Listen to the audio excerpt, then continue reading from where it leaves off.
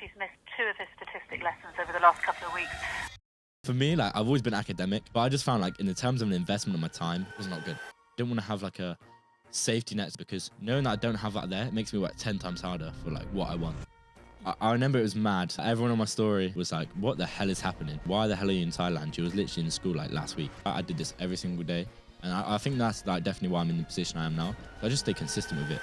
But not a lot of people know, some do, but I got bullied for being fat. Obviously, this girl came into my life, and it was like my first ever relationship, my first for everything. Okay, I've kind of got to, like, pattern up for this girl, because, you know, I'm trying to impress her. I was doing so much more activity and barely eating less. And then I just lost all the weight. But then I got, like, abnormally skinny. Like, I was, like, borderline anorexic. I set a goal at the beginning of this year. I wanted a supplement sponsorship and a clothing sponsorship. And I got both of them in one. My name's Kian. I'm 17 years old, recently dropped out of sixth form, and now I'm making content for a living, basically. Welcome to the CEO of You. CEO being the highest position you could be in a company. We believe you are in the highest positions to control your life. Always remember, life is 10% of what happens to you and 90% how you react to it. Be the boss, be the CEO. Thank you, Kian, for coming on the podcast. I got one question for you, which I've actually saw on your content. Why was one of your most popular pieces of content shaving balls? Okay, I knew this was coming. It's a weird one. And tell us how much views it got. Okay, first off, I've got a fetish. Nah, I'm joking. What? Nah, it kind of started, so I started making, so I'm just going to cut it short. I haven't got a dad, basically. Never been in my life. So I started making content of, like, teaching people how to tie a tie, how to shave. And bro, them videos popped off on TikTok. So I was like, do you know what? I'm going to go a bit more like crazy with this. One of the comments was like, oh, yo, how do I shave my balls? I'm like, okay. I went to M&S, got 2 Kiwis, and I was like, sat in front of the camera, and I was like, I'm going to record this video. Bit satire, but, like, still stayed a bit serious. And like 2 days later, 4 million views, and I'm like, what? Wait, 4 million in 2 days? It's on like 4.6 now. But I was like, what the actual hell? I didn't want this to be my most viewed video, but it is. And it was crazy. Like, everyone, like, replied in a really nice way. No one was like, oh, you weirdo. Everyone was like, actually, like, took it as a joke and, like, took it funny. Like, people were tagging their mates, like, I send this to, like, I don't know, Brendan, he needs this. And, like, people were tagging their boyfriends, bro. Oh, I'm like, no way. Bro, I just replied to the comments like, bro, you've been done out. You've been called out dirty here. Like, you better save this video. And then, yeah, just like, someone replied on that one, was like, oh, can you teach me how to shave my ass? I was like, one of them, bro, a pepper. You actually done one of those? Yeah, but it's like, I used the pepper because, you know, it's got like a crease in. So Okay. put some shaving foam, you know. But yeah, when my mum walked in on me doing that, she was a bit, Kian, what the hell are you doing? But yeah, it was, I don't regret it at all. And obviously got a little sponsorship from Manscaped on that one too, which was pretty decent. Oh, yeah. How long did it take you to record them videos there? Whatever. Like the whole process, going to the shops, actually recording it, Just editing. It was just like a day thing. Like, a whole day. I could easily, like, bang that video out in like 3 hours. Like, in terms of thinking of the idea, going to the shop, getting the props, recording, editing, and then posting. Nice. It's pretty simple. People overcomplicate social media, bro. Like, if you just get an idea, I write on my notes when I have time to make it, or like when I've, like, prioritized time to make videos, I'll do then. I'll go through my notes. I'm like, oh, make that video. What do I need? Record it, edit it, post. Okay. Just simplify it, bro. So you spoke about your sponsorship with Manscaped. Yeah. I know you've also got another sponsorship. Yes. Is that what it's called? So I know, like, you know, retention rate, you guys are going to click off probably in like the next half an hour. So listen, code Kian, my protein, link in my bio as well, you know, bit of juicy commission. But in terms of that one, it came about mad. I wanted it. It was like a goal. I set a goal at the beginning of this year. I wanted a supplement sponsorship and a clothing sponsorship, and I got both of them in one. So it's pretty bad. Yeah. But I got back from a driving lesson, worst driving lesson of my life. I never kept stalling. My instructor was scratching his head like, how am I not dead yet? And it was just, I got a message request on Instagram, and it was from a woman. I'm like, I don't get messages from women. Like, I'm going on this straight away. And but I was like, my eyes lit up. I'm like, let's go. And it was like, oh, I'm a brand manager, sponsorship manager, My Protein, would love to get you on board. And I was like, I screamed the house down. I was like, Mum, I'm getting sponsored by my protein. And she was like, what's that? I'm like, the supplements I get, the protein powder, that's expensive. And she's like, oh, mad. Oh, well done. And when I was like, and like, I told her like what you get with it. And she was like, oh, do you know, I'm happy for you. And one of the best things that came about, I put quite a lot of credibility behind my content. And yeah, plus it's, you know, amazing like quality clothes, amazing quality like supplements. So I literally use it every day. Like my whole outfits most of the time, I just full my protein. Did you not ever think the message was like fake? Okay, so when I was at first read, I was like, oh, please don't be fake. So I went on her and she followed like something like that. So I think she followed like Joe Fazer.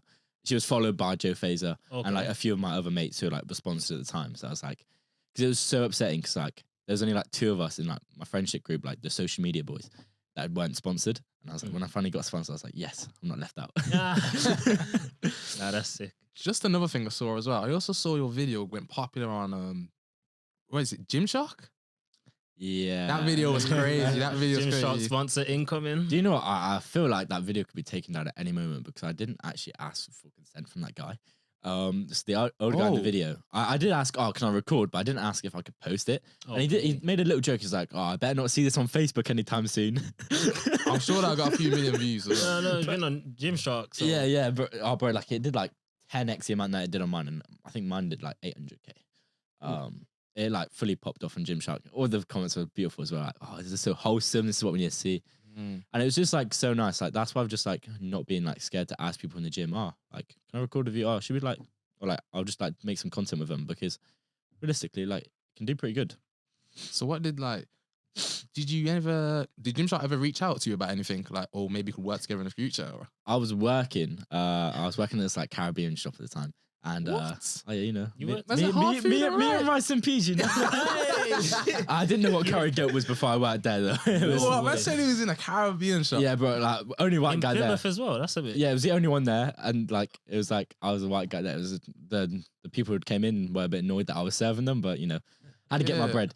And I got a message from Gymshark. I was like, what the hell? Like, what the fuck? Why Gymshark like DMing me? And I was like, I literally said to my manager, like, yo, Gymshark messaged me. Can I go to the toilet? She's like, yeah, sure. And they was like, we see this video. We'd love to repost it. They sent me a link to someone else's video. And it was like this woman squatting. I'm like, hello, I appreciate the message, but this is a different video. I don't know if it's for someone else. It kind of like got my hopes down a little. Oh, okay. And they was like, oh, sorry, we linked the wrong video. And it was to the old guy video. And I was like, oh. And then I was like, yeah, sure. And then I think it was like 2 months later. I'm just sat on the sofa with my mum and just, you know, like, playing with my dog, that sort of thing. And I'm just like, first thing I open up on Instagram, it's Gymshark, and I see my face. I'm like, what? I swear I posted this video like 2 months ago. Did they tag you? Yeah. Well, I'm getting like 300 followers from it. Like, obviously not a lot, but like from a mention, like just a tag, that's decent. And I was like, yo, I'm on Gymshark. I'm like, mad. You definitely should have said to them, you can use it if I get a little cheese something. But like things like that, I'm scared to ask for money in that damn sense. I'm like, then they're just like, okay, no. Like realistically, sometimes you want that free exposure. Realistically, they don't need my video. There's a plethora of content out there, so like, I wouldn't want to lose that opportunity just for like, I don't know, like even if it's like £50 to £100, you can make that pretty simple nowadays, like literally in an hour or two. So it's like one of them, not worth it. Okay, Kian. So when you was making them videos, was you studying at the time? Pardon? Was you studying at the time when you was making them videos? Yeah. So obviously my schedule was fucked, bro. Like literally jam-packed. Was you at sixth form? Or just sixth form. Yeah. So okay. How the hell was you doing sixth form, gym content, and then just making TikToks as well? No sleep. No sleep. No sleep. No sleep and caffeine. So like, let me talk you through my day-to-day routine. And I did this for like literally from about January to about, I don't know, like June. I did this June, July. I did this every single day. And I think that's like definitely why I'm in the position I am now. I just stay consistent with it. I had a plan. I knew what I needed to do each day, and I stayed consistent with it. But wake up 4:55 a.m. Bit specific, but we'll get onto that a bit later. Okay. Sit on my phone for 5 minutes, like, you know, check essential messages, eat my first meal. Boom, I'm already good. Read till like 6 a.m. and then I would get my bike and go to the gym, work out, and then shower at the gym, eat another meal, and then go to school. Do my 5 lessons. I would eat throughout like my break and lunch. So I'm like, by the end of school, I've already had like 4 meals in because I aim for like 6 to 7 a day. I've worked out, I've read, and I've like done all like my like self-development sort of thing. Then in the evenings, I'd either go to work or I'd edit and like record and make content. So it's not that bad. Like because a lot of people, they would just go to school, go to gym after school. They'd get home at like 8 p.m. Shower, and then after this, like their whole evening's wasted. But because I did that all in the morning, I had all my evenings free, so I could work. So I'd work like maybe four times a week, and then like other days I'd do content. Even on the days I was working, I'd record or edit before like 1 or 2 videos. So like in reality, it wasn't too bad, but it was like it definitely like it was hard like keeping it up, but like just had to do it. I knew what I needed to do, and like it paid off. Were there any days that you like missed a day in the gym? Don't get me wrong. Yeah, there was like days I didn't go gym. Like everyone has them days. I'm not gonna sit here and be like I stayed perfect for like 6 months straight, because realistically, I'm just trying to keep it real. I was not. There was some days I was lazy. Some weekends where I was just I'm not gonna post today. But for the most part, I posted 3 videos a day, and I went to gym like 6 times a week, and I ate 6 meals a day, and like I'd read almost every day, and I just like for the most part I stayed consistent. Like 8% of the time, He's good. Yeah. What made you want to do that though? Because it's not every day. Not every day someone wakes up and goes, "Yep, this is my life for the next 6 months." Especially as 16, 17-year-old as well. Like, what was you doing at 17-year-old, bro? Bro, I was playing Black Ops. What was that? Black Ops, Call of Duty, FIFA. I wasn't definitely thinking about waking up, going gym. So that's good to see and somebody. cycling to the gym as well. Yeah. That's good to see. Oh, bro, someone, the rain. Having to say like 3. Bro, my bag was massive. I did get bullied in school for like the size of my bag. I couldn't imagine gym because you got your gym stuff, Gym your clothes, books, shower your stuff, food as well. food. Yeah. And when I went to 6th one, bro, and I had this fat folder and it was heavy, hurting my shoulder. I had like acne all across there from like the shoulder straps. There's a massive duffel bag. No way. I swear. Yeah, but just part of the parcel really. But in terms of how it came about, I was in a relationship for about like 2 years, and while I was with her, I started going to the gym, and because I spent so much time with her, the only time I had free was in the mornings when she was asleep, because she woke up at like 10 a.m. So I was like, oh, I'll go gym in the mornings. And then it kind of just stuck with me. I just preferred going gym in the mornings. And it's just like, just stuck with me in my life. I just prefer going in the mornings now. And like, it just leaves the rest of my day free, and it sets my day off on a really good foot. Yeah. So, what advice would you give? Obviously, because I think that's a massive inspiration for what you're doing. So, what advice would you give people similar to your age on how to make the most out of their day and actually carry about the day-to-day lives? Realistically, like everyone says, oh, I've got no time, but you do. Like true. you look at even like simple one, just look at your screen time. How many times are you going on TikTok a day? How many times are you picking up that app? It's so easy to lose an hour or 2 on that app. Or even when you come back from school, like let's say you, because I was going bed about like between 10 p.m. and 11 p.m. I know some people like to stay up later, but I think that's a decent time. Like I'm still like staying social sort of thing. And I'd literally just look at your time and look at where you're allocating. Like my priorities were gym, content, and school for the most part. So like I just looked in when can I fit that during the day, and I just did that. Like you don't need to be on TikTok every day. Like you're not really missing out on anything. Tell him again, Kian.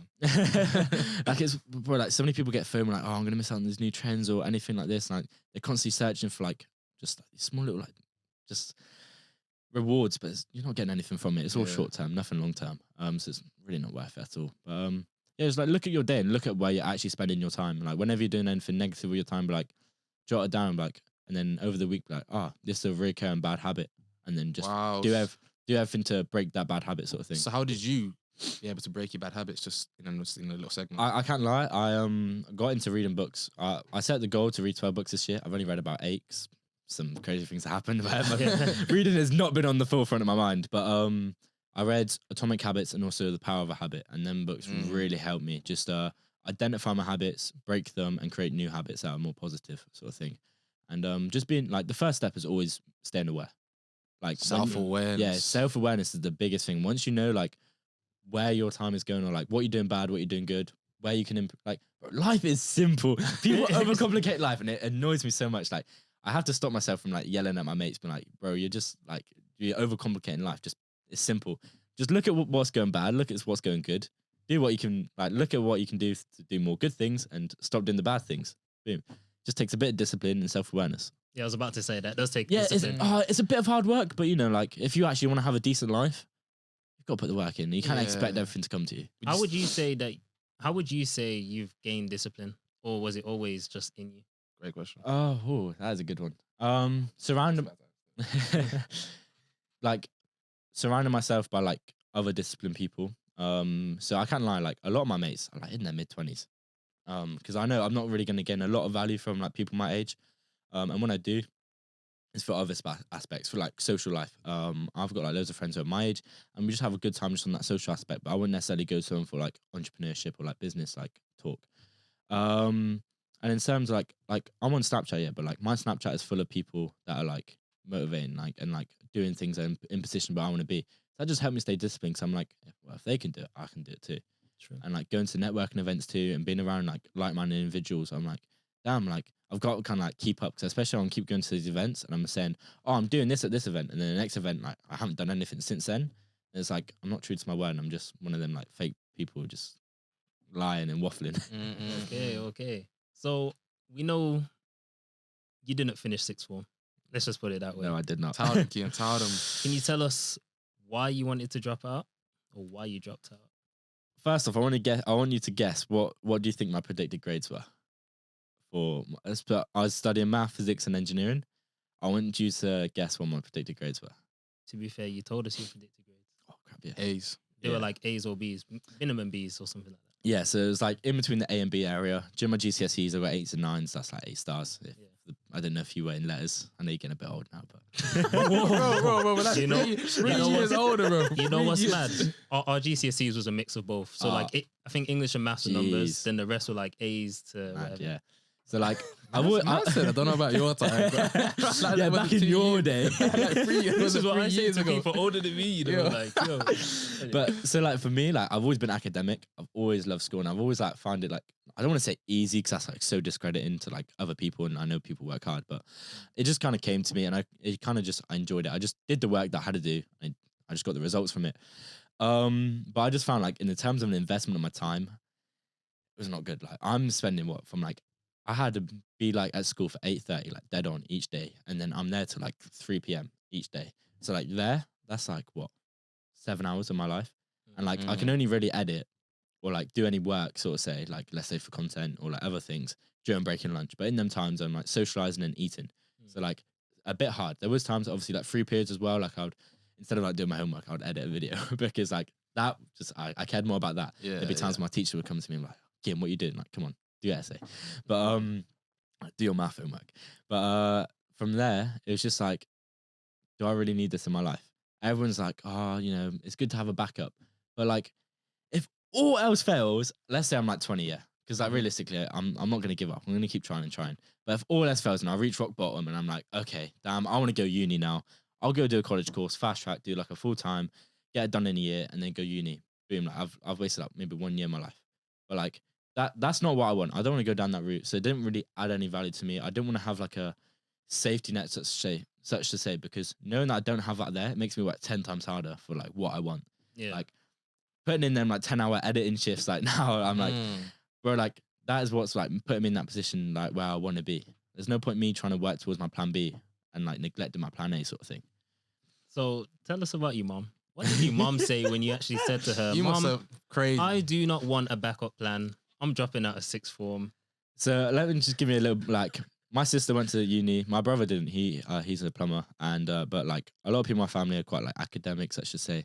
And my mum didn't go to school either. Like she's dyslexic, but she was like, because I always did good. She was like, I want you to like, you know, get good grades, and like her friends as well. Like she'd always like compare me to her friends' sons, because you know, like I always did good in school.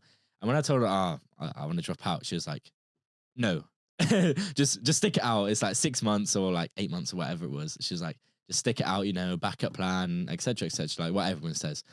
But what I've always done with my mum, if there's something that I want, 9 times out of 10 I'll like get it, only because I'll like sit with her and like explain. So I'm like, okay, cool, this is why I want to do it. I'm not just like, Mum, I want to drop out, and she's like, no, and then I'm like, oh well, fuck you, I'm gonna drop out anyway. Like that's not gonna get you anywhere.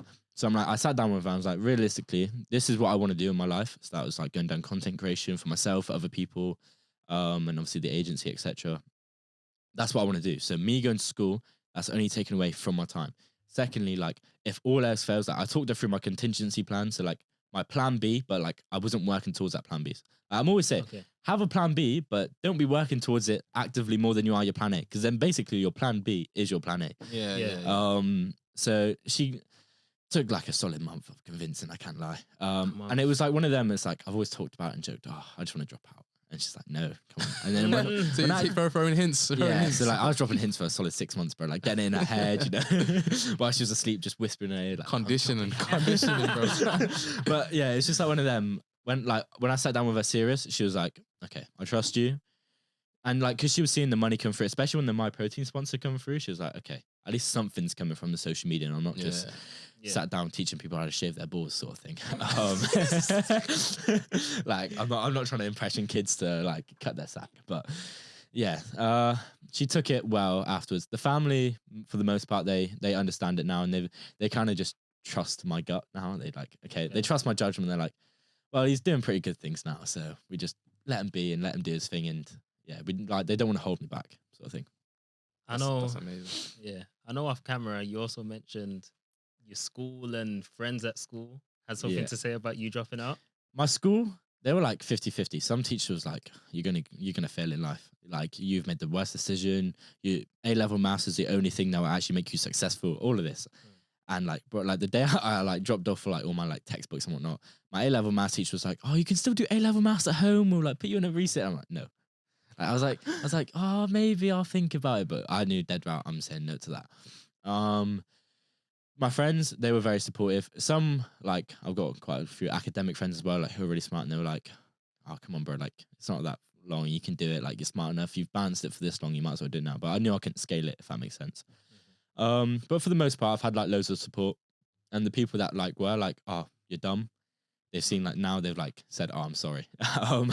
So yeah, it's pretty nice now. Yeah. So what would you say to anybody who's similar age or to you about taking a risk? Because that's essentially what you've done. You took a massive risk. So I've got 2 points on this. First off, big risks, you get big rewards. So realistically, you look at everyone successful, they've had to take at least one big risk in their life, minimum. Like, yes, you can get money from, you know, let's say becoming like a lawyer, but then boom, you've got no time and you're strapped in and you're basically just a high paid slave. Basically, I'm not trying to sound like no Andrew Tate, but you get what I mean. It's true though. And for me, like, I knew if I took that risk, like, I was gonna get like there was the chance to get some big rewards from it. And as you guys see, you know, like the Thailand thing, etc. Like, I got. That's for later. Or you know, behind the scenes, behind a paid wall.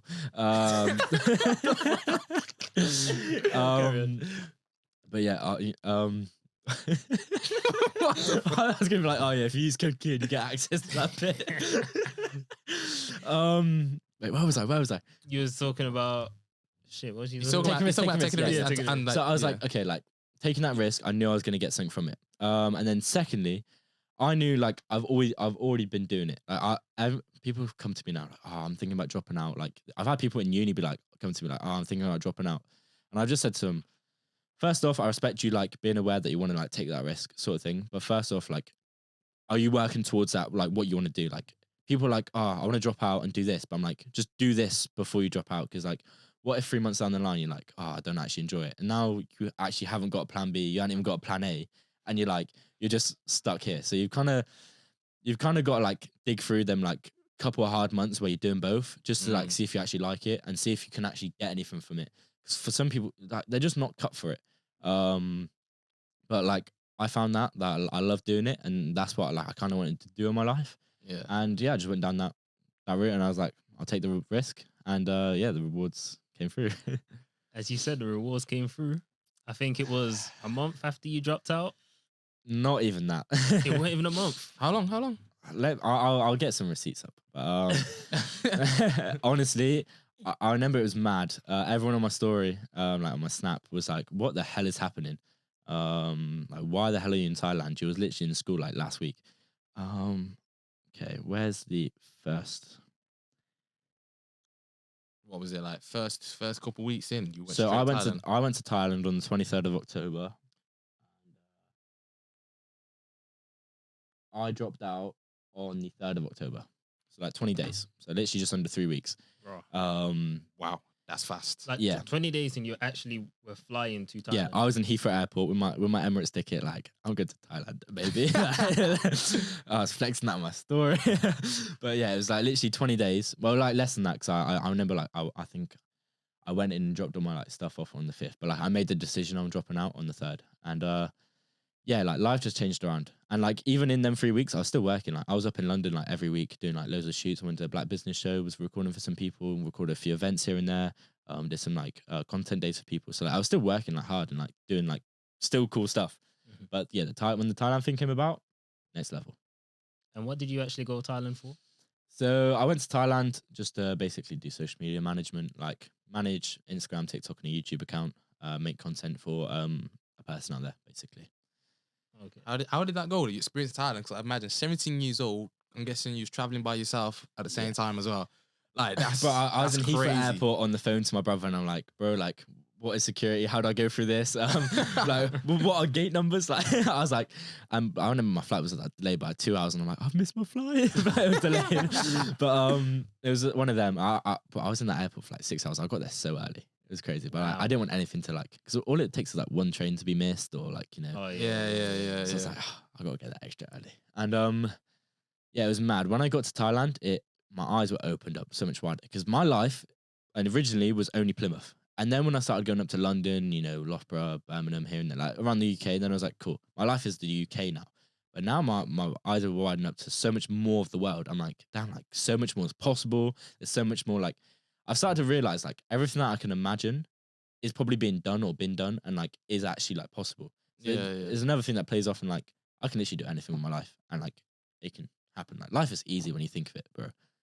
Life is just like Minecraft on creative mode. Like you get to do what you you get to do what you want. Like when you have like full self-awareness and like you're experiencing new things, like you can literally do whatever you want with life, bro. It's mental. Wow.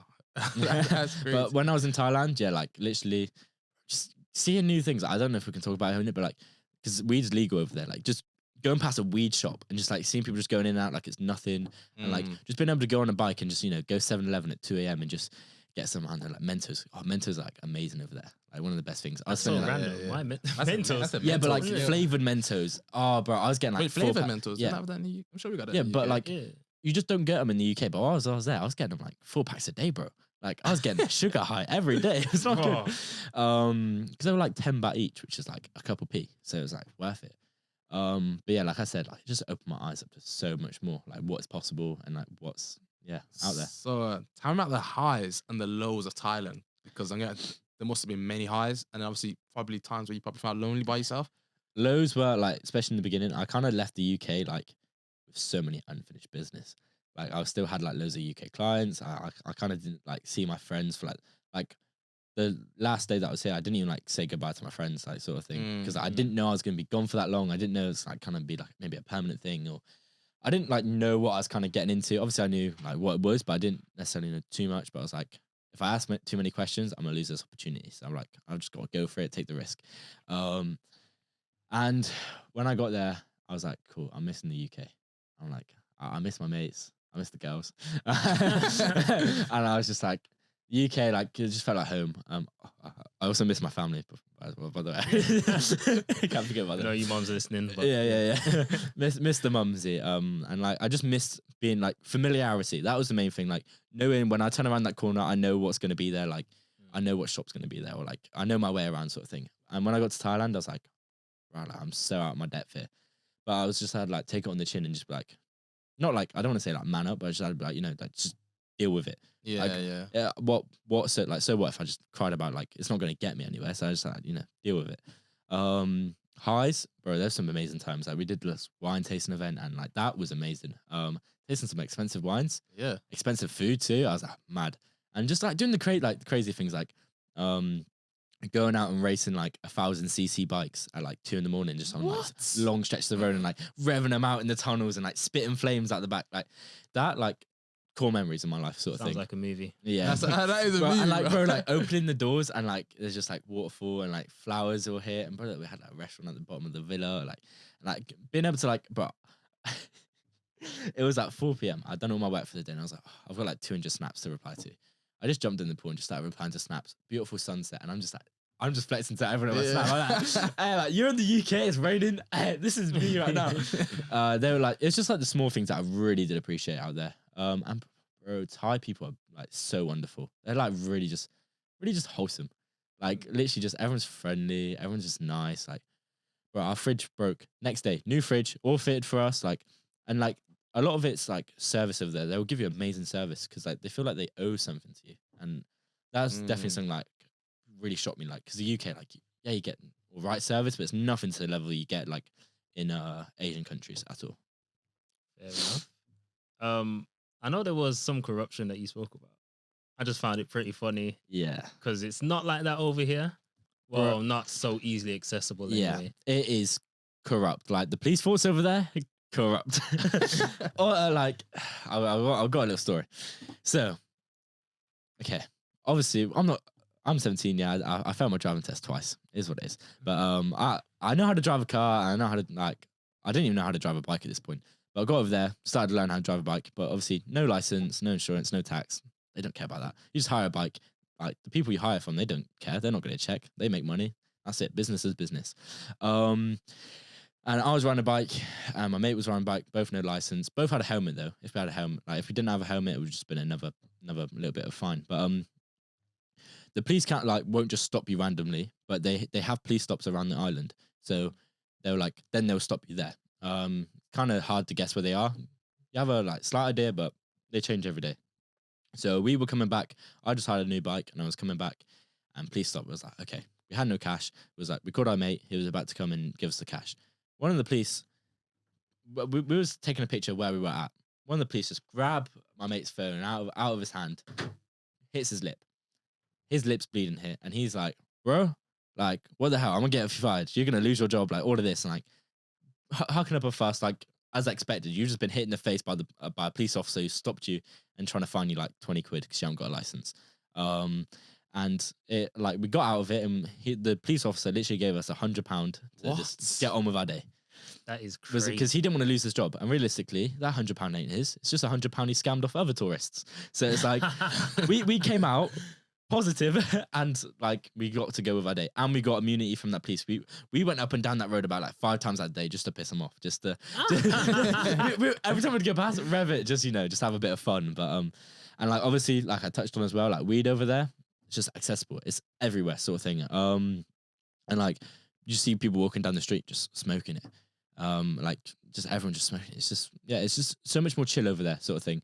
Obviously a bit understandable, but it's much more of a relaxed way of living. You can still get on with work while still not having the stress of the UK, where it's I've got to get this thing so I don't break the law. And so we spoke about Thailand, but we need to pay some respect to the man behind the cam. The cam behind the cam. The goat, the guy who I owe my life. This guy changed my life. When I tell you, Cam, he's next level. I really look up to him in the sense, and I hold a lot of respect for him. He may not be in the best position right now in terms of where he's at, but without him, he's changed my life. He's changed my whole perspective. He's made me realize what I kind of want out of life. And bro, being around him for 6 weeks, 45 days, I gained so much I gained so much creativeness from being around him. It was I just gained it for osmosis, sort of thing. I was just gaining all this, bro, and he's just such a creative guy. He was walking around, it was in the morning, he was just taking a picture of a random thing. I'm like, why are you taking a picture of that, bro? It's some flowers. And he's like, yeah, but bro, it looks bare creative. That would bring me inspo in a few days or something.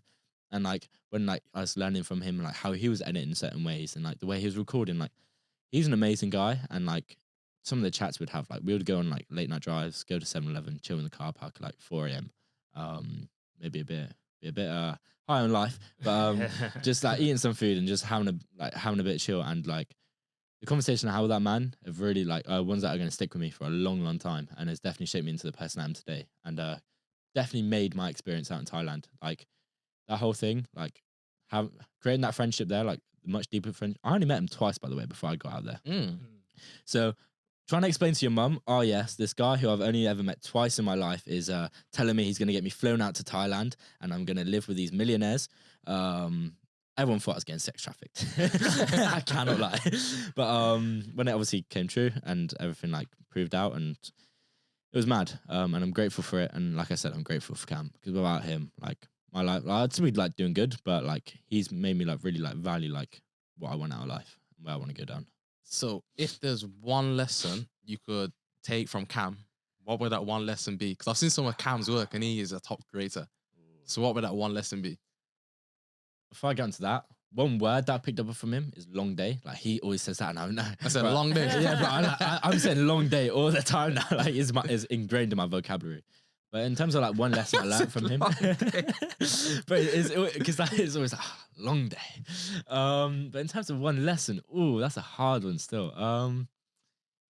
Just letting your creativeness flow and like not letting like being around the right people really does like impact your mind. Like being around like negative people and people that are going to drag you down can really take a toll on like just your whole mental space and like your mental clarity. So yeah, just looking at the people you're around, and also I've got to add a second one. This man's basically the real life living Gandhi right now. Man calling Gandhi. But that's the way I see him. Just bro, like you can literally get out of any situation in life. Any situation in life, there's a way out. There's a solution to every problem. So that really proved to me like, and I'm never scared now. Like yes, I'm gonna take risks, and there's gonna like be some risks there, and sort of like things can fail, but like I know I can get from that, and that's really helped me like just kind of just go about life with zero fucks given sort of thing. All right, Kian. So you said you was around like a lot of millionaires as well. Work with a lot of millionaires. So I'm guessing you had a chance to network with these millionaires. Am I right? Yep. So what are some of the massive lessons they would have taught you? Because I'm guessing you probably very curious around. Yeah. them. So definitely picked up. I struggled for that. Definitely picked up quite a lot from them. I learned a lot. Big one was valuing my work. So like my work originally, like I was charging nothing just because I'm like, mainly because it's just out of friendship or just because I didn't necessarily value my work that I was doing. But just yeah, big one was just like actually seeing like what I could provide on my work and pricing it at a good rate. And a lot of them just said like the way I come across is like perfect, like I'm quite friendly sort of thing, and that's definitely going to help me go in life.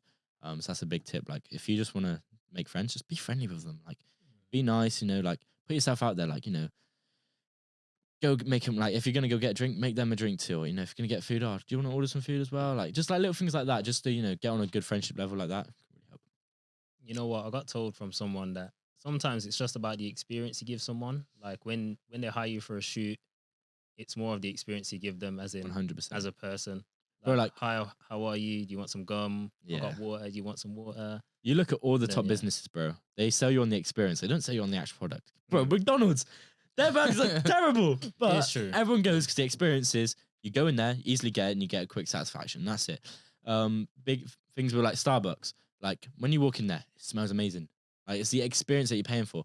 Like, bro, people are paying like £5 to £10 for a coffee. You know how mad that is? Cheese Yeah, toasty, like- but them prices. Yeah, bro, you can literally buy like a bag of coffees and just do it at home. But like you It's pay not the same though. I'll be Yeah, I real. know it's not the same, but you pay for the experience that you get. Like when you Yeah. go in there, especially when you sit down, you get a nice waitress, who gives you like that's all in life is you pay for the experience. So whenever you're having an interaction with someone, give them a good experience, and 9 times out of 10 gonna remember you, not for the work that you do, but for the experience and like the niceness that you give.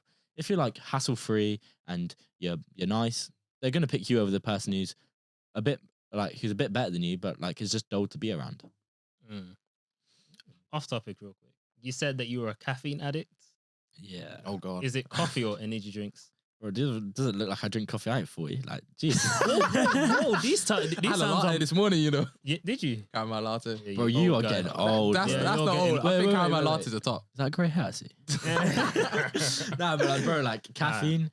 But I just like I have to get through in like an energy drink most of the time. Bro, trust like me, Luke coffee's said. not bad, man. Red nah, Bull. like, Red Monster. Bull You're or like talking monster, or innit? like my protein energy drinks, command drinks, code Kieran. Yeah. Now, if I see someone with a monster, I'm worried. I'm worried. But like monster, but only sugar free. I ain't talking like like the sugar ones. I'm still like keeping it 1 cal, like But yeah, they just help me out because it's just like I think like caffeine like is a really useful drug when you utilize it in a good way. When you get reliant on it and addictive, then it's bad. Bit like similar to nicotine as well, but like you just gotta like use things to your advantage in life and then know where it can get a bit too much. Yeah, that's basically what I'm trying to do. Because I can't lie, after gym, I'm grabbing a latte, caramel latte, and I'm Bro, the heading back and I'm calories. banging out work. Calories. Bro, I ain't watching the calories. At least tell me you're using like almond milk or oat milk. Yeah, oat milk. Okay, Yeah. say less. You're not using it like blue top milk. Nah. That's a full fat. But obviously, I had that, and then 6 p.m. hit, and I'm like, yo, I'm kind of tired now. This caffeine's definitely wore off. But I would never have caffeine past like 6 p.m. at all because I know I'm just not going to sleep. Yeah. But like, there has been times I've had an energy drink and I've fallen asleep right after because it's just not enough. Like, bro, the other night I got back. No, like it was like midday. It was like 12 p.m. And I'm like, okay, I've had a long day, and I'm like, I'm gonna have an energy drink. I fell asleep right after I drank that thing. I'm like, I had to get waken up by my mate who walked into my room and was like, Kian, I haven't heard from you for like 5 hours. I've been calling up your phone, like, are you alive? I'm like, yeah. I think that's kind of like you. I think you took. I remember you taking I like used a to- Lucozade or I something. used to like, bang them. You know the 1 liter thing before school. That was The fizzy one on Yeah, sport. the fizzy one, bro. That was the only thing that was Bro, getting me during through secondary, school, bro, like every day I had one of the small little tubs of Pringles, salt and vinegar, and I had a Lucozade Sport. That was my packed lunch every day. Bro, And a Twix. no way. Every morning, Poundland, 8 a.m. it opens. I was every Aye, morning. bro, if you- I was waiting. Oh, bro, before that bus to school, you get in Poundland, you're getting your lunch for the day, and That was it, bro. I used to have Mountain Dew and water. First drink, Mountain Dew. Finishing that no time, bro. but do you know what I realized quickly? That got me so fat, bro. Like, I don't know if not a lot of people know, some do, but like, bro, I got bullied for being fat. Bro, Ooh. I was a little chub master, you know, So a little what? fluffy, like a little Michelin man. Is this the start of the villain arc? Yeah. I'd say. Talk to her through that. Bro, so Talk like, about that. what year is it? Year 9. So what? 2019. So how old? I'm like 14, 13, 14. Fortnite comes out. Bro, I had my PS4. I'm playing GTA with the You boys was every single 14 week. when Fortnite. Yeah, around that age. Bro, you're a kid. You know like that. Hey, bro, my voice dropped only last week. So I was playing. Fortnite came out and I got heavily addicted. Me and the boys were playing that every single day. But I was calling my mum to turn on my PlayStation to update it on update days. So when I got back from school, it's it'd be never been already like that. updated, so I can do all my like quests and like daily challenges all before everyone else. It was like that, bro. I spent about $2,000 on that game as well on V-Bucks. Two grand. Yeah, but my weekly pocket money, my birthday money went all on that game. And I lost that account because I got scammed for it. Because I tried selling it and the guy scammed me. No You was buying. way. You was out here buying skins. Bro, I had like OG Skull Trooper. I had like, this is gonna sound really wet, but I had all the OG skins. And I just played that game every single day. And then I was eating Mackies as well, like almost like 4 times a week. So like my routine would be wake up, go to school, get a McDonald's on the way home, not tell my mum, obviously then have tea, and then play Fortnite. Or GTA, or like the equivalent like COD. And bro, I got chubby. I had like little boobs, like, but I was an A cup at this point. But I had some tits bigger than some of the girls I probably talked to in my life. Bro, that's a drawer. Yeah. So it's like one of them is like, okay, mad. I got that kind of change. And then obviously this girl came into my life and it was like my first ever relationship, my first for everything. How old was you? I was 15 at this point. No, 14. 14, 15. 14. Okay. I was 14 and it was like not long, like before my 15th birthday sort of thing. And that was like, okay, I've kind of got to like pattern up for this girl because, you know, I'm trying to impress her. Like, Yeah. like get into a better shape. So that's when and then I was riding my bike to hers every day. It was like a 20-minute bike ride, like 2 miles sort of thing. That's burning calories. And bro, like, and I was barely eating as well. So I'd go there and like her portion size was so much smaller than mine. So like I was barely eating. So like I was doing so much more activity and barely eating less. So it was like a forced calorie deficit without me knowing it. And then I just lost all the weight. But then I got like abnormally skinny. Like I was like borderline anorexic. I think I was like 50 kilos at this point. I feel like you put that picture on Snap. Yeah, bro, I was lean. Yeah, past lean, bro. Can't lie. but yeah. Listen, man was dying for Nyashton, But I didn't realize it.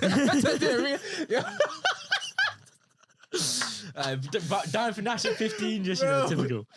I was stuck in it. But and then I was like, okay, crap, I gotta like sort my life out. And then she was like, because I had a big obsession, you know, I wanted abs because like, I always got bullied for being the fat kid. Like my mate at the time, he used to come up behind me, like grab my like chest like that. Nah, that's a But- vibe. but That's a like- vibe. That's a Bro, vibe. Bro, he stood on a chair in my English like speaking class and was like, child obesity's on the rise. A pure prime example of this is Kian. And I'm just here, teacher laughing and everything, not telling them off. And I'm just here like, holding back the tears. Like, But I know, and 10 that's- minutes till I went to go home and I'm just like sitting there like holding it back, like, don't cry in class, don't cry in I class. know that hit. I know that hit a nerve though. Bro, Really. like, my eyes are getting glassy. I'm like, you know, just hold it. And then yeah, like that big things like that, getting bullied, like really just shaped me into who I am.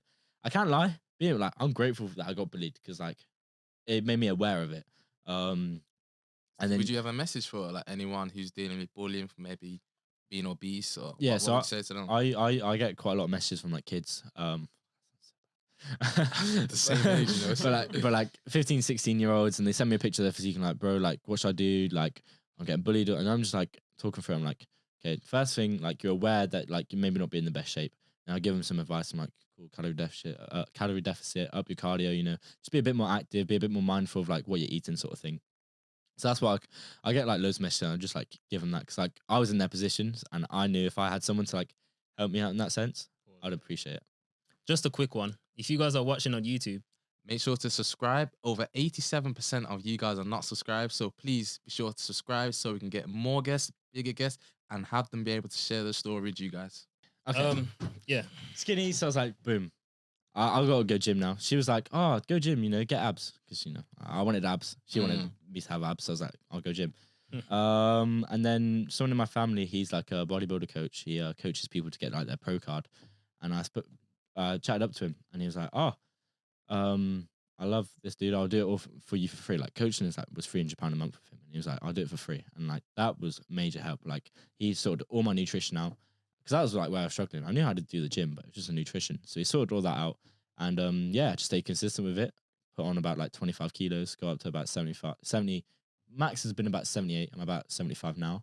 And yeah, obviously I pay him now because obviously like he deserves that. Like he gives me like loads of value. So Yeah. but he does it at a cheaper price, which is quite grateful. And yeah, like that's how I kind of got into the whole gym thing. Obviously I broke up my girl 1 year ago. And that's like kind of what sprung the entrepreneurship. But yeah. What did that entail, the nutrition that he was providing? So it's just like a meal plan. So with me, I don't really put this out there, but I was diagnosed with autism back in year 6. And How far on the spectrum? more on the OCD side of things. Okay. And it was just like I had to have like a really strict routine, like, and it was so detrimental to my health, bro. Like I had to like sleep at this specific time. If I haven't gone to sleep by this time, I have to turn over onto my other side, and then I have to go in the living room. And if I don't fall asleep, then it was like so long. Like it goes really in depth. And then when I realized, I'm like, I can just use this to my advantage. That's how I stayed with my other routine. That's why I have the times like 4:55. yeah, That makes a bit more sense. Yeah. So in terms of like, I just wanted a meal plan that I didn't have to worry about, like, because thinking about what you're gonna eat is tough, bro. Like, oh, what do I want to eat today? Like, when I know what I gotta eat, it takes up so much more stress on my mind, frees up my head for like thinking about much more important things to me. And I don't really care about like, you know, eating the same thing every day. I quite enjoy it. So like he just gave me a meal plan and I just stuck with it. Foods. yeah. What kind of things are you having for breakfast? Because sometimes I skip breakfast. Bro, See, breakfast I'm is always my touching favorite. oats for breakfast. You know, Yeah, I'm oats. always touching oats. But Recently I've been having overnight oats. so I used to have Wow. like porridge with like protein porridge basically. But then I got sick and tired of having to cook it each morning. So I just literally chuck it in a blender now. Just drink it. You know, oats, almond milk, protein powder, creatine, peanut butter, mixed berries, and a banana. In the morning, Trying to bulk. like milkshake. Is it? Yeah, you call just, it a milkshake. yeah, but I eat mine like porridge. it's so much easier to drink. Liquid calories are so much easier. can't To Yeah, drink. but I'm about that's- to say, that isn't is it tempting for different me. in calories though? Like, No. isn't it different between eating something and actually drinking something? No, it's the same. It's the same. Maybe a bit different digestion wise, but for me, like my digestion's like quite bad in the morning, so that's why I find it easier to drink. Because I was finding if I was eating porridge, I'd puke it up. Like especially on the way to school while I was riding my bike, I'd have to stop on the side of the road and be like, you know. You know what? There's times when I'm eating the overnight oats, bro, and some fruit in that. And I you're just feel sick an hour later. Not even an hour later, but Your little I tip. finish it and I'm Your like, little tip: if you ever get if you've got a bad gag reflex, girls as well, you know, like squeeze your thumb, and like I always what? find Like like that? squeezing my thumb, like especially like below your hip as well. Like if I'm not eating something, I don't necessarily want to eat it, but I know I've got to eat it. That's what helps me, like, you know, get through it. I'm gonna try that. I've heard about it, but I just never thought to do it. It's just like one of them, like just easy. And I drink a lot. I always drink, like I always fill up shaker with water. I've got some amino acids in this at the moment, and I just drink with it. Like I have a spoonful, you know, gulpful of water, and then drink. What is that? What's in the cup? What, like the liquid? Yeah. So it's amino acids. The BCAAs just helps the rate of protein synthesis. So Okay. helps your body absorb protein a bit easier. Mm. And it's like really nice flavor. It's basically like juice, but like for bodybuilders. Yeah. All right. So if you could tell a message for like your future self, where do you think you would be? Ooh. Well, like what would I tell my like future self? Sort of thing. Yeah. You- Or not even that. Picture your future self. Where do you think you will be? pitch. Obviously, it's just like the simple goals, like, you know, being financially free, time free, and location free. Like, I hate being told where I've got to be, like all of this, and like being controlled by other people. I want to be kind of like, you know, in control of my life. Like, why wouldn't you want to be?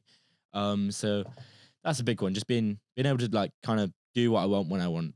And a big motivator for me is like being able to support my mum.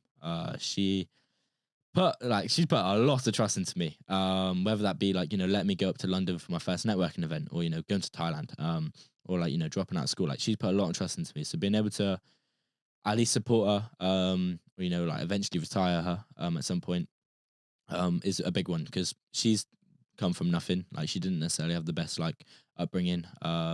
We've always like, lived in like council estates. It's never like been that best, like, most like financially wise. And it's always been like the struggle and the foremost of things. So yeah, like being able to support my mum and like also the family, and just, like help elevate everyone else around me, because I don't want to just be like the only one successful. I want to like be successful with the people that I like being around, sort of thing. So yeah, and just being able to put people on. And a big thing, something that like this phrase that really stuck with me. I was speaking with Denzel when I had to leave the Gen Z club, like working with them, and I was like, oh, bro, like honestly, thank you. Like, is there any way I can pay you back for like everything you've done for me? And he was like, bro, I don't care, but don't pay me back. Just pay it forward. And that's a big one, like paying forward opportunities. Because, bro, I've been handed so many good opportunities. Yes, I've had to work for them, but like so many people have helped me become in the position I am now. So that's one thing I definitely want to be able to just give other people opportunities to, like change their life. I find that quite like, inspiring and motivating, that I can like, if you like that, I can change people's life. That's another thing with the content. When people message me like, bro, like your content changed my life. Like, you've helped me get in a much better shape, or I've given them some advice. 6 months later, they send me a picture of their updated physique. I'm like, bro, they've changed. And I give them the most respect. They've stuck to what they said. They've taken my advice. And like, when they're like really grateful, like their messages are what mean the most to me. So like, where I see myself is being free and being able to, change people's lives. Wow. Inspiring. This kid's only 17 I know, years old. Remember that. Do you know what? This has just all been a joke. I'm actually 25. Imagine if he did that. Imagine. Right, bro, that'd be some that Sam Bateman type level next ball. I can't lie, bro. When I got the beard, I did 5 years into my age instantly. Bro, I can't lie. I shaved mine, but your beard's coming on. Well, like I was going to clubs, yeah, at 16, and people were like just didn't bat an eye to it. That is mad. Easy. What are you doing in the clubs at 16, bro? Bro, just living like what I found. How yeah. are you in a club at 16, bro? Like, what kind of? Bro, what I found, ID? yeah, is I've kind of like lived life before I'm supposed to have lived that life. I've lived so many different lives. I've been that guy who's club like 2 or 3 times a week, But I just did that at 16 instead of 18. And like, I'm grateful I did it at 16 because I barely had money. So I wasn't like living it up, so such to say. I was still having a good time. But then I'm like not getting like sucked into it. So like that's why I kind of find myself like in so many like different opportunities that I'm doing them much earlier. So I'm learning from them. That's a big one. Learn from like, I just learn from my mistakes. Like if something small happens, I'll learn from it. And instead of letting it go big and then making it an even bigger mistake. Like a big thing, like obviously not getting paid. Like I'd rather not get paid with something small than not get paid with something big. In terms of getting into clubs, bro, Prison Plymouth need to up their security is all I need to say. They did now, unfortunately. But we would just jump the barrier. Like we'd wait for security to turn around, we'd jump the barrier. And bro, like we were like regulars in there, like, but at this point, like we were like doing it for a solid 3 months. Like me and like a group of like 5 or 6 mates, like people in there, like we were having like lit times, bro. Like we was chilling with all the uni people, and obviously I'm learning from them as well. Like, and yeah, it was kind of sick. So I kind of live my uni life without having to go to uni. So that's another one that's like I don't really care about going to uni now because I'm like, yeah, I've kind of lived that life. That is mad. So just to round everything up, everything you got in your life so far came from networking. Yes. Like, what pushed you to network? Because when I was 17, I wasn't planning to talk to anyone that I saw on the road. I just wanted to get home and play my PlayStation. Yeah. What made you want to network? Bro, networking, I tell everyone, like, just network. Like, I've got people my age like around me. I'm like, bro, just go to a networking event. And they're like, oh, bro, it's too far. I'm like, bro, just go. Like, you don't understand, like, how much value they hold. Like, maybe, like, they may not be talking about something interesting, but just being around other people that have a similar, like, drive and are like-minded to you is incredible. It's, like, life-changing. Like, going to the first Gen Z event back in March, like, bro, my journey's only been 9 months so far. The first 3 months of this year, I was partying every weekend, bro. I was still doing the content and gym, but I was like partying. I wasn't really working towards a business, I should say. But when I went to that first event, I was like, mad, I'm around successful people. Like, it's possible. like being around them and like actually seeing it in person. There's only so much you can obviously see from a screen. Like you can see people live their life on your phone, but like when you see them in person and actually like experience it, it's completely different. So that was like, oh well, if they can do it, I can clearly do it. So not to like be a bit egotistical, but like if someone can do it, I can also do it, and 9 times out of 10 better. But it's like one of them. I'm like, well, if they can do it, I might as well. Like I can do it too. And like, there's so many like connections you can make. People like, bro, I wouldn't have met Cam if I didn't go to a networking event. I went to 2 and I met him twice. And if I didn't meet him the second time, we wouldn't have had a different chat that would have like secured me a bit more in his friendship, sort of say. What was that chat? We just had a chat just about content, like I think we were just chatting about cameras, like a bit like aperture, like I say. But it's just like about like what lens you use, or how'd you get like this? And he was like, I'm going out to Thailand, and then like he put on his story a few weeks later, I need someone in Thailand. I'm like, say less. And he was like, because he actually obviously I spoke to him, he could vouch for me. It's more like it's a big thing getting like the responsibility fell on him. Like he had to fly someone out, so it's like one of them. It's like because he could vouch for me and like he knew I was a calm bloke, like. It worked in my favor. So like networking, you honestly don't understand. You're one person away from like meeting your next business partner, or like you're meeting someone who can like help you get to 5 or 10K a month, or like it's mental. Honestly, networking, I push it to everyone. And like if you want to find where, I always get asked, where can I find networking events? Gen Z Club, I'll always push them. Obviously, I don't get paid to say any of this, but they are amazing. They are literally a hub of opportunities for people from 16 to 25 years old. Whether that you want to be get into anything entrepreneurship, anything like more like higher level like industry type, like on like investment banking sort of thing. Like they've got all the opportunities there. So go to them and just turn up to the events. You never know who you're gonna meet, and just be open. Like just be yourself and just speak to people. And yeah, you never know what you can get from a conversation. You never know. Now I know a lot of people are gonna say they don't have the confidence to go. You seem like a man of confidence. I'm not gonna lie. Yeah. Was that always natural to you? Do you have any tips to build confidence? Well, when I was fat, I was the biggest introvert ever. That's why I just stayed behind my screen, stay behind my mic and was being a keyboard warrior. One of them, man. Like, yo, fucking crap. Why'd you die for, But like going to the gym boost my confidence because I was happy with the way I looked. I could walk down the street and be like, damn, I'm not like insecure. Like I'm happy. Like I realized what I wanted to change about myself, and I only really focused on the things that I could change, not on the things that I couldn't change. And then once I did that and I was happy with the way I looked, I just had this confidence with me. And then I started just talking to people, and that just like, just developed snowboard sort of thing.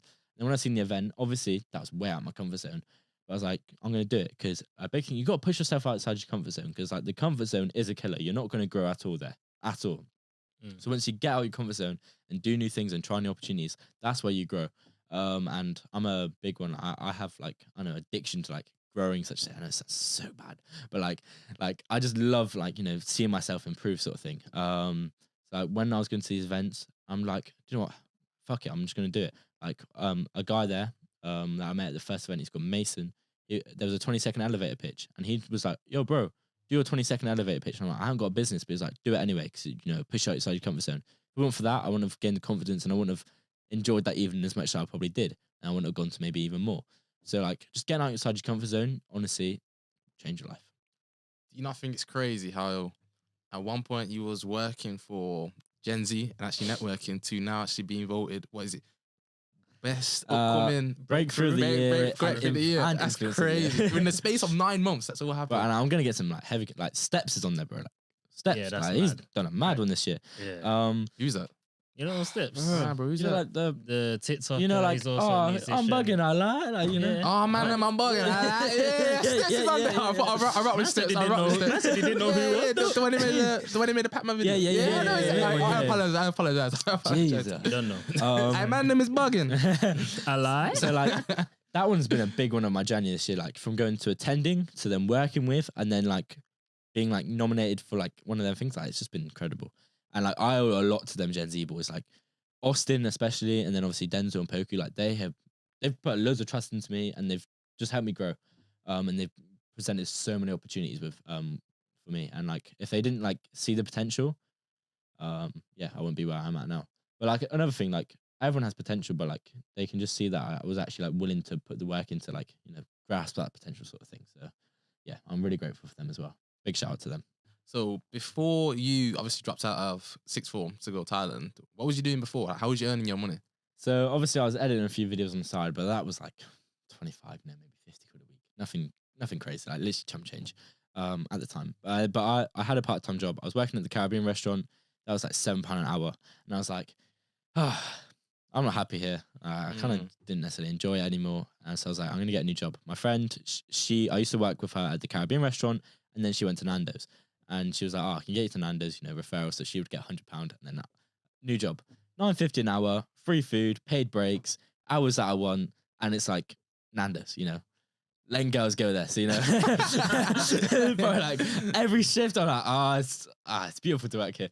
But yeah, it's one of them. I'm like, when I started working there, like, it was so much nicer because I was getting much more money, and I was being able to invest more, like being able to get my MacBook or being able to get my camera, which in like the best investment I've ever made. Them two things made me like 10x money back sort of thing. And yeah, working at Nando's, I literally anyone from the ages of like 16 to 20, like get a job at Nando's. That's what I say as well. Like you get free food.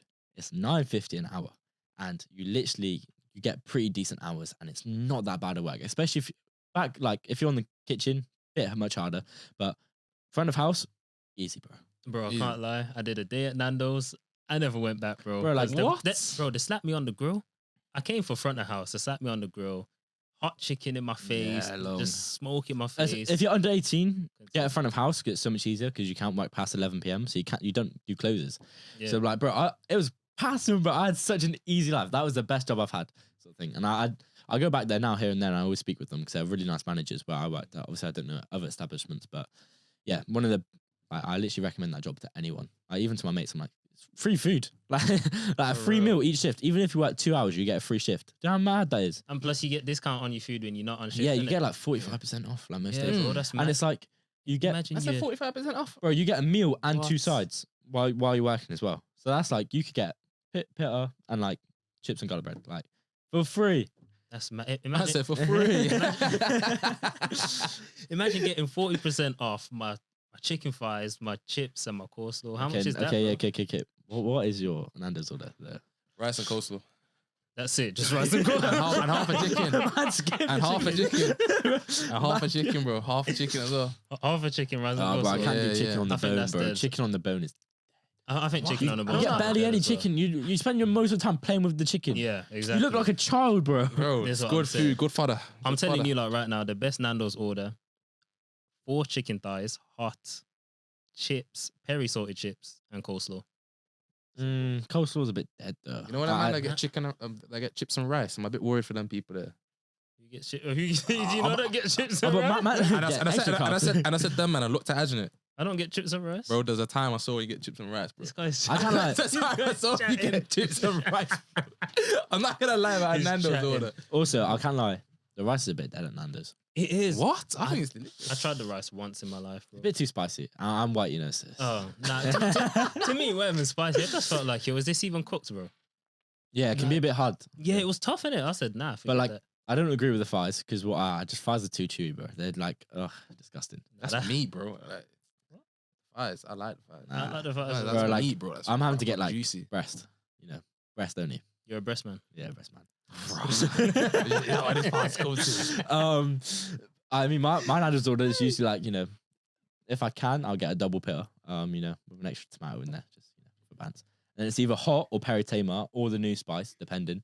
And then peri chips and garlic bread. Or if I don't want to eat peri chips and like I'm not around people that I care about, I'd have corn because I look disgusting when I eat corn, so I'm not gonna like order corn. Yeah, man, yeah. So like, if I'm with people that I care about my appearance, I'll get chips. But I'm gonna say then. So you got chips today with me. Yeah. But I looked at the corn. I was like, I really want the corn, but I'm like, nah, it's just. I wouldn't have mine, bro. It'll get everywhere too, but it's long. All right, so I got a quick one for them. So obviously, editing has become an essential point of your life. How important is it to learn a skill? Bro, I'm taking a leaf out of Walid's book, right? Skills will make you recession proof. Like literally, like a skill, especially like more like up to date skill, like shout out Zari Academy, bro. Yeah, bro. Zari Academy, 2023, big things. Like, bro, it's mental. Editing or videography, like anything to do with social media, like, bro, everyone wants a social media account, and not everyone's got the time, especially like the big paying clients, because time is money, sort of thing in that sense. So like, if you can have a skill where it's you edit content or you record content or you can manage the content or anything to do with like social media, boom, like that's a high paying skill right there. You can charge people upwards of £1,000 easily. Like, it's easy, bro. Like, obviously, you got to do like the small jobs at the beginning, get your portfolio up, get like the skill up. But once you got, like 6 to, like, bro, I've only been editing for like 9 months now. 9 months. And like, my highest paid client is like 1.8K. Hard. Just from one client. Was that in Thailand? No. That wasn't even the Thailand one, bro. But I mean, What? from everything else from the Thailand one, value wise, probably similar. But yeah. No, I just did this. Oh one. yeah. But That's yeah, a nice like, 1.8. 1.8. And bro, like, I know there's a lot of guys out there. Bear in mind, it's 17. Yeah. Man, my age are out here flapping off, bro. Yeah.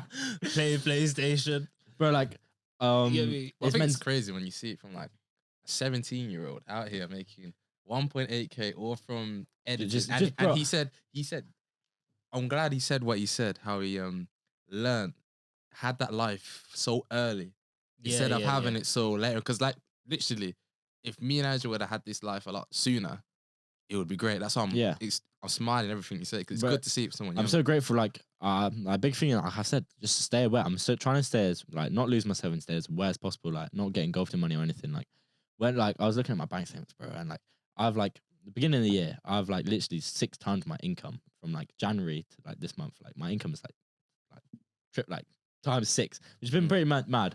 And like, bro, like next year, big one for me is like trying to get myself up financially and like put a system in place where like money like is coming in much more frequently, sort of thing. Yeah, that bro. For a lot of people, like 2022 building foundations, 2023 is just building that good house on top, sort of thing. Like 2023 I think is gonna be a big one for a lot of people. 2022, like loads of people like showed their true colors and like like got their name out there, and like some people like blown up really like well. 2023 is just solidifying that, because I think like after 2023, bro, trying to get them big clients, bro, like the way the UK is at the moment. No one's gonna be wanting to pay 1.5K, just someone to make videos for them. So yeah, I think getting in as early as you can, like literally you can earn, bro. Like I haven't paid for any editing course or anything.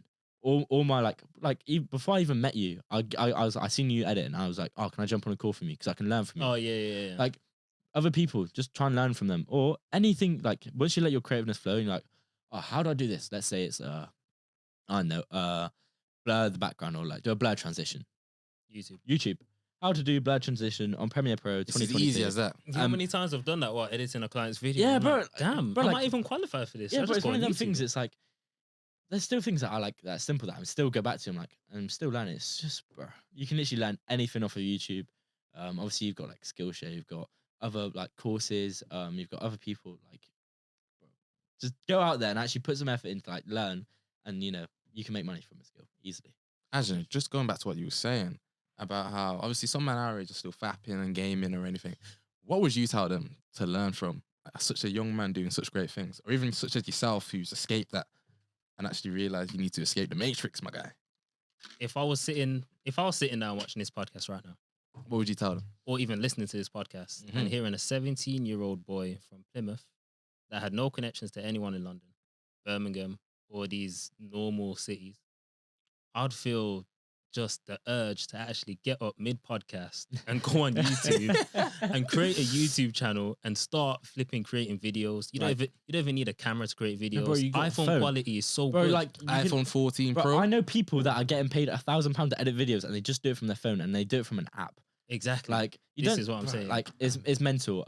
Like your phone is your biggest asset. Like if you're grateful enough to have, especially an iPhone as well, like a newer one, unlimited money here. Wow, I'm Unlimited. glad you Bro. said that because recently I did a shoot with one of my friends and I just recorded everything on his iPhone. I mean, on my iPhone, and like I was taking pictures and I got some good shots. And his friend texted him the other day. He was like, "Mate, where's his photography guy? Like, yo, I want you to get him to contact me to get some pictures." And he's like, "Bro, this is just from my phone. Like, Yeah. there ain't no photography. Bro. Everyone puts so many like iPhone 14 Pro, bro. it's mental. Obviously, I know they're expensive, but like people put so many roadblocks in. Oh, like I need this, I need that, but realistically, you don't. Like you're just being a little bitch, and you just can't be asked to do it. Really, like the next best thing for me was obviously getting a camera and a MacBook, because it just helped me up the quality. But I can still like all that broke tomorrow, I can still make money from the phone, sort of thing. Obviously, a bit harder, but like still possible. And that's a nut, bro. Do you know how much I got bullied for buying that camera? Everyone was like, because I was like learning to drive at this point, and everyone was like, bro, like just get a car. Like, what are you doing? Yeah. I'm like, yeah, but you know, camera will make me money. You know, like, and plus, you know, kind of. See, that's the great mindset, because right there you said the camera will make you more money. Yeah. You're already thinking about return of investment. Like a lot of guys would rather invest in a Gucci bag or the new trap star jacket, and not really have an ROI. Whereas Kian straight away got the right mindset. Oh yes, I can get a car, you know, pick up guys, you know, go through the McDonald's drive-through. But yeah, but like, I don't care about that life right now. And like, cars are such a big cash loss as well. 100%. Bro, I remember when I get my car fixed, the guy said to me, "There's 2 things that will cost you in life forever: cars and tits." Yeah. I knew he was gonna say that. 2 things that will cost you in life: cars and tits. If you're a woman as well watching this, it's mental. Like women, they can really make a good like brand just off of themselves. Like don't even have to do anything sexual. Like it's just mental. True. It's It's mental. true.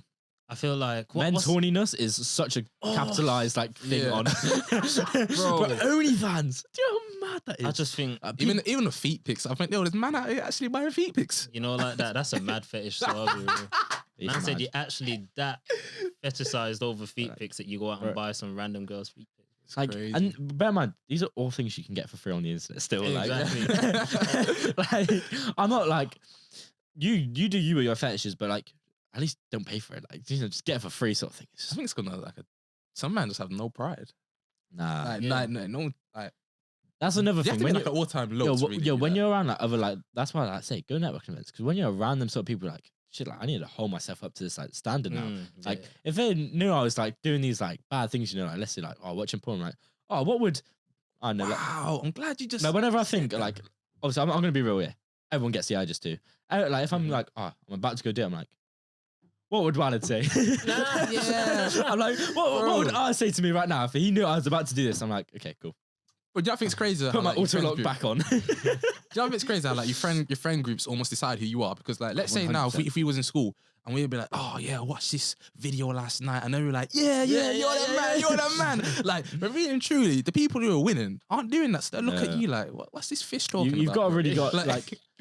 I'm not saying like cut out like just all your friends, you know, MIA, because like realistically, like friends can give you different values in different ways. Like I've got my friends who like in Plymouth, we have an amazing time when we're together. Like we just make memory. Like we've stolen. I'm not even, like, allegedly we've stolen a forklift at one point. Like, we're doing donuts in a car park, but yeah, that was just one night, and obviously like the clubbing, etc. But we have fun, and like, I know I can have fun with them and still have like my youth. Yes, I'm doing all this, but I still want to, you know, have memories I can look back on, because that's all life is. Being able to tell stories and experiencing new things and enjoying life. So from there, like, then I was like, okay, well, I'll just go get other friends for like the business side of things. That's when I went to networking events, started getting like more close with like Austin and, you know, like Walid and whatnot. And it's just like things like that. Just like, it's okay to have different sets of friends, but just keep them for them reasons, sort of thing. Yeah, it's good to have different. And like being able to like realize who's like negative in your life is a big thing. How did you do that? How did you spot like what friends were good for you and what friends were bad for you? Just been like, it's like, let's say like next day, I'm like, what do I go and do with them? If it's like something really bad and like something I regret, I'm like, do I really want them around me? Or like, I'd think about like what they're talking about, and I'm like, do I really want to be talking about, like, is me talking about this right now like any sort of value? Or like I'd see the way they talk about themselves, and I'm like, well, they clearly don't hold themselves with any respect, so why should I like maybe like respect them as much and, you know, like try and grow, sort of thing. So stuff like that, just being able, like, again, like I said, aware and just like, you know, analyzing like kind of like the way they talk and like the way like they do things. Big one. Nice. Look at Kai. Look at him. I'm proud. I'm always proud of Kian. I'm I proud to appreciate see Kian doing what he's doing, man. I It's know your crazy. mom must be just smiling. But a big love out to my mum. Like, I really want to, like, next year. I can't lie. I've not been the best son. Like, I've given her a hard time. I'm not gonna lie. You know, I would not want to be my own mum. Like, it's a hard job, that. But she's really like stuck it through with me and always supported me and like been really understanding. So I know her listening to this right now, she's probably crying. But yeah, I love my mum a lot. So really and truly, like, for any of the younger lads who may see this, 'cause I know a lot of your friends are gonna see this, and they're like, and I'm guessing your friends probably been like, "Yo, Kian, I'm thinking about doing this, I'm thinking about doing that." If you could give them a message just to get them going and say, "Yo, just get them started," what would you say to them? That's hard. A big one that I like. Okay, one thing I always try and say to them is just like, don't just think about doing it. Actually, put some like action into what you're gonna say. Like, if you want to do it, just try it out. Like, you may lose a bit of money. Like, just do it. Like, try it. Like, if you've got the time, just do it. Like, there's too many people now. Like, just talk. I'm like, oh, Kian, I want to do this. Can you help me? I sit there, give them like 5 to 10 minutes of my time, and like give them advice. If I'm like a week later, and I'm like, oh, how's it going? Oh yeah, I can be asked doing that, bro. Like, yeah. Come on. Shit attitude. Like, if you really want to like change your life, you actually got to put some action in place. And that's a big one. Like, I really like hold respect for some of my friends when like I've seen them like want to change their life and they've actually like put at least some action to make that sort of change. If you was to do it all again, how would you do it differently than Kian? Oh, do you know what?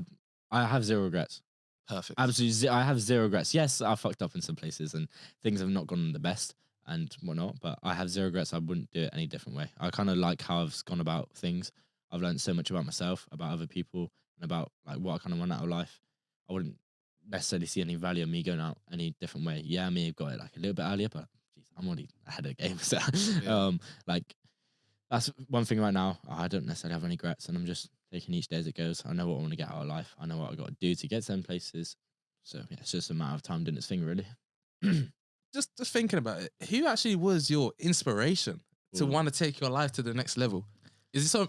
Because I think for me, like someone who made me realize I need to take my life to the next level. It's probably ours.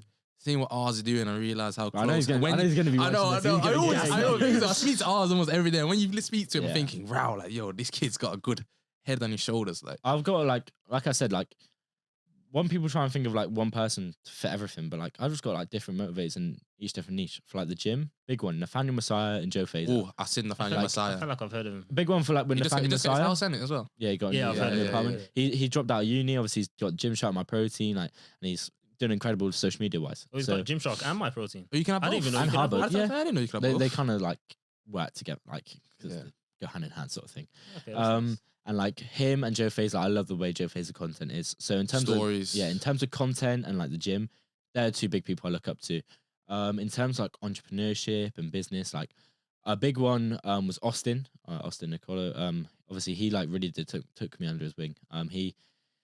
He's put me in some amazing opportunities and helped me out, given me a lot of advice. Like, we've had some like long ass chats in his car, and I wish I recorded them sometimes, but like he's like really helped me out there. Obviously another one, like you said, ours. He's 19, like I don't know. it's mental. Rosari Academy. And like when I was seeing him like doing his A levels and making all this money and all this, and I'm like, and like what he does is like certified. Like I really do respect him for that, and I really do look at him. That's why I'm paying him for mentorship, because like, I know I can learn a lot from him. And that's enough. Don't be afraid to like pay for people just to like get lessons from them, because like too many people hold an attachment to money, bro. Like everyone's like, oh no, I don't want to pay this, or I'm trying to like save money, but like you've got to be able to spend money to make money. Like if I didn't spend, I don't know, like $2,000 on my MacBook and camera, I wouldn't be able to make, I don't know, $5,000 from recording and editing, sort of thing. So it's like that in that sense. So like especially like paying people for like mentorship and advice and calls, like it's definitely something I preach out for sure. I'm trying to look at other people that like motivate me. The first person that got me into everything was Faith. I can't lie, like seeing his snaps, like that's what kind of made like how I found the Gen Z club. Yeah, it's like just loads of people in the niche, like in the entrepreneur, like in our like bubble, such to say, that like motivate me each day, and that I look up to. Overall, Iman Gadzi Iman Gadzi and Tate, but Tate. What's one of your biggest lessons from Tate? Bro, biggest lesson from Tate is just like just stop being a bitch, like just get on with life. Like everything's in your head. Life is all down to the way you see it in perspective. Like if you like identify yourself, oh yeah, I'm depressed, or like like I'm like this is all going shit, or my life is this mess, then it's gonna keep going down that rabbit hole. But if you're like, okay, cool, it's on your subconscious mind as well. It's all the way you see life. So like say like people have their opinion on Tate, but in my eyes, like he's helped me just like just get on with life and like actually put action behind what I want to do. And then Iman, I kind of resonate with his like upcoming story, with the mum, etc. And like I love his content, and he's an amazing guy. I think he's really true to himself. Like even when he like did the little like scandal where he like deleted the videos. Yeah, and then he came out with an apology video. But he came out and like he was fully transparent. And he's like done it for like solid like 7-8 years. So yeah, I say like top level, Iman and Tate, and then obviously in like just day-to-day level, like ours, and like Austin, and then like for the fitness and stuff, like definitely Nathaniel and Joe. That's nice. Beautiful. So on this podcast, we do have a closing tradition where our last guest leave a question for the next guest, which is you. Oh, And the question was, what was the event or piece of knowledge that shifted your life into the direction it is in? oh, now? that's easy. Brighton Gen Z event, March 2022 was I think it was the 6th of March, whatever it was. That day changed my life. That's also the day before your birthday, isn't it? Yeah, day before my birthday. That's 7th of crazy. March, you know. If anyone hit me up and That give me a is- birthday message, send me some flowers, send me a bit of money. You know, chop life. Yeah, that event changed my life. Wow. Like I said, just being around like-minded people and just being in that environment, I enjoyed that day so much. And like, I literally remember that day like almost like hour for hour. Like I know how that whole day went out. And like I revisit it so much in my head. I look at the pictures and whatnot because like that's like really proved to me like took me to the next step of like and started my entrepreneurship journey. Okay. Beautiful. Wow. Beautiful. First things first, Kian. We wish you all the best at the Gen Z Awards, and we'd like to say Thank a you, massive thank you for traveling down. Where's it traveled down from again? Plymouth. Well, Plymouth. travelled up. Traveled up, yeah. Mm. It And was- the journey was like 3.5 hours. Yeah. To be fair, it was train. You didn't drive. yeah, it was a little longer though because someone decided to be late today. As you know. Get out. No, Get my out. apologies. Wait, do I have to leave a question by the way? Yeah. Yeah. but Oh, Oh, no, you don't leave it, Not yeah. live, not live. yeah, I've got to think about that one. My brain is tired. Thank you very much for that, Kian. Thanks for coming Honestly, down. I appreciate you guys for bringing me on. Obviously, I respect what both of you do. In terms of like the work and obviously the podcast as well. I know it's gonna go far with this one. A lot more to come. Thank you lot for bringing me more on, to come. and I'm looking forward to the content to get out of this because you guys have saved my Instagram. I haven't posted for a solid month, so You will be posting for a solid week. yeah. So thank you guys. Thank you. Thanks. Just a quick one. If you guys are watching on YouTube, Make sure to subscribe. Over 87% of you guys are not subscribed. So please be sure to subscribe so we can get more guests, bigger guests, and have them be able to share their story with you guys.